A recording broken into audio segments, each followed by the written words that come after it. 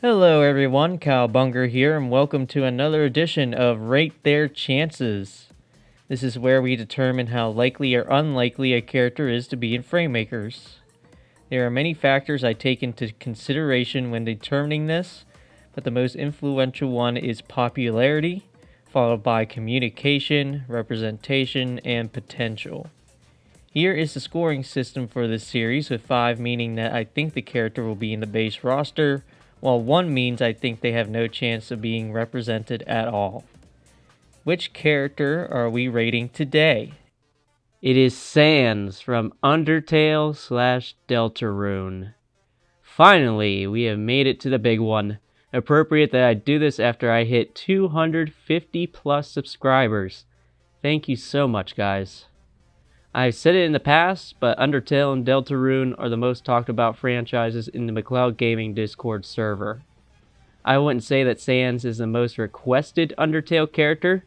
As a matter of fact, there's a good split between many of the Undertale characters in terms of requests.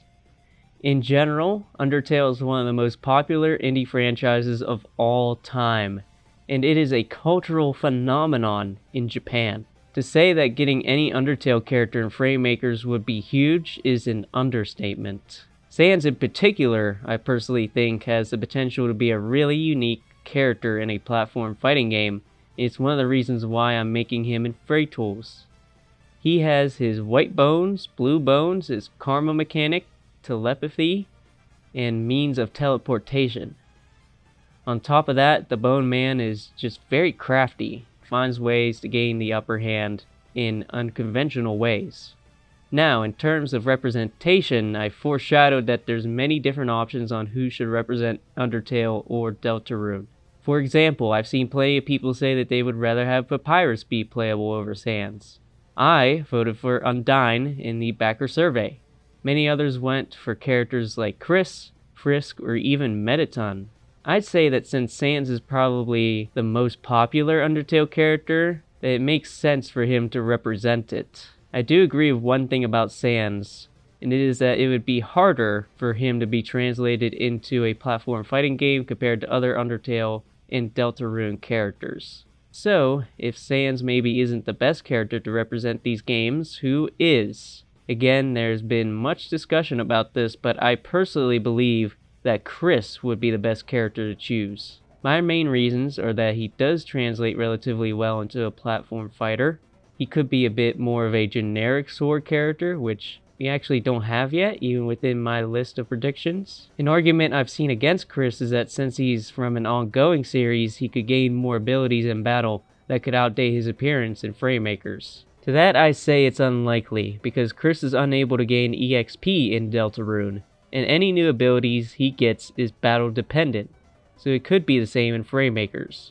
I also think that there will likely always be new party members in each chapter of Deltarune, so that Chris, Susie, and Rouse don't have to change too much. I also think with Deltarune just being the more relevant franchise, it would be best marketing-wise for both Fraymakers and Toby Fox to have Chris in the game over any Undertale character. Speaking of Toby Fox, how would communication go with him? Well, Toby Fox does not have a publicly available email, and his DMs are closed on Twitter, so it's not going great so far. The only way that any character of Toby Fox's would be able to get into Fraymakers is if Toby Fox contacts Team Fray. And as much as I would like to believe that Toby Fox probably knows that this game exists, thanks to his obvious love for Smash Brothers on top of the many requests that he probably gets for Undertale characters to appear in Fraymakers, I really can't bring that into account for the final verdict. I also believe that Sans' inclusion into Smash Ultimate only happened because a very specific set of scenarios happened to make it happen. It will probably be a rare exception if Toby does allow one of his characters into Fraymakers. Overall, I give Chris and any Toby Fox character in general a 2.5. I think that this situation is a bit too muddy, so I just have to say that it could go either way. It hurts to say that a Toby Fox character is not guaranteed for Fraymakers in my mind, but that's just how it is. Who should I rate next? Let me know in the comments below, and I will see you on the next Rate Their Chances.